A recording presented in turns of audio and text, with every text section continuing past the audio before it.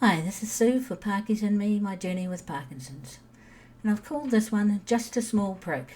Now, shame on you if you think that's something that it isn't. This is about the way we use words and minimise things when we're being spoken to by a health professional. So, many years ago, I went to visit a rheumatologist, and I'd been seeing him for some years, and he looked at me this particular day and he cocks his head and goes, "Have we ever given you a steroid injection in your finger?" And I went, "No. Should we have?" He goes, "Maybe we should. Yeah, I think we should." And I said, "You think we should?" And he said, "Yeah." So I said, "Okay." And I said to him, "Will it hurt?" And he goes, "It'll be a bit uncomfortable." And I said, "A bit uncomfortable. Will it hurt?" He said, "It'll be a bit uncomfortable." I went, "Okay, a bit uncomfortable," knowing full well what was to happen next. So he put this injection into the finger joint in my finger, and as he put it in, there was excruciating pain emanating from the site where he had poked me. And I'm lucky I didn't scream, because somebody would have thought that something was going very wrong in that room. So anyway, he had done the deed, and he said that will take effect in about half an hour or so. And I looked at him, I said, "So?"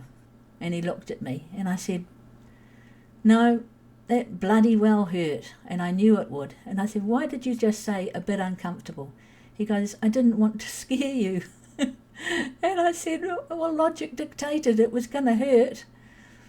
But yeah, that was a bit of a funny one.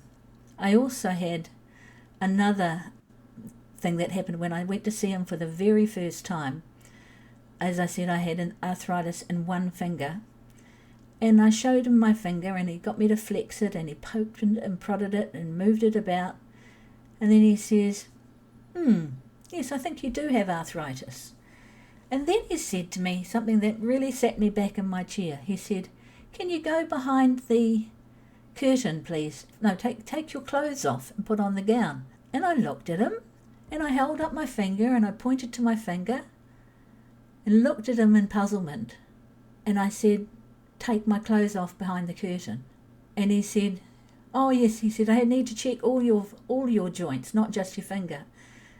And it was a bit of more than a bit of a funny moment. And he said, "I can get a nurse if you like." And I said, No, I'm okay. I was just a little bit surprised that for a sore finger you wanted me to take the clothes off behind the screen. So yeah, it was a bit of a funny moment, and I had years after that lots of interactions with him, but I'll never forget those two occasions. Also, I used to have an injection which is quite heavy duty called methotrexate. Now these injections were routinely in the stomach. That's where they like them to be. And I went to the rheumatology nurse, and she began to show me how to self-administer the injections. So she said to me, "Now grab a roll of fat." So I grabbed a roll of fat, and she goes, "No, not that one, the other one." And I burst into tears. So I burst into laughter, and I said, "I guess it's great that I've got more to choose from." And luckily she was of similar age and build, and not some lithe young lady, and I didn't take offence, but it was quite funny. The other thing in my life, as I said before, is blood tests.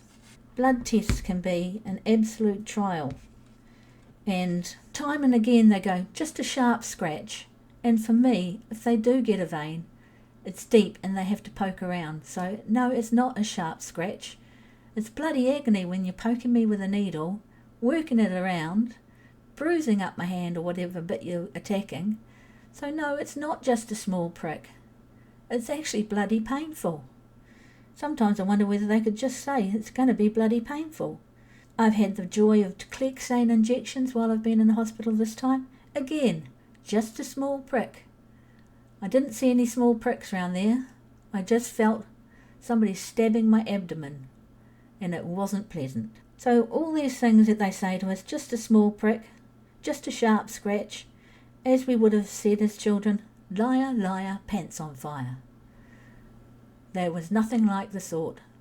The classic minimisation, using words to minimise what was really happening there, that you're being poked and prodded with needles and such like, and it's just not going to be a fun time. So before I close, just one last thing about people that need to take my blood or put lures in me or whatever. Those people that say to me, oh, just a sharp scratch or just a sharp prick is not going to cause the level of bruising that I wake up with. They've obviously tried to get blood out of my wrist on my left hand side, which is black and blue, the back of my hand on my right hand side, similarly coloured, and then I find this lure, a chunky great lure, in my foot, and that is not a comfortable place to have a lure. I absolutely can tell you for sure. So yeah, they succeeded in getting something in the back of my right hand, something in my foot, but in the meantime, while they were shopping around, they left me with significant bruising, looking like somebody had beaten me up. Not a pretty sight. So just a sharp scratch does not cause bruising like that, I'm afraid. Thank you for listening. It's been Sue for Parkies and Me, my journey with Parkinson's.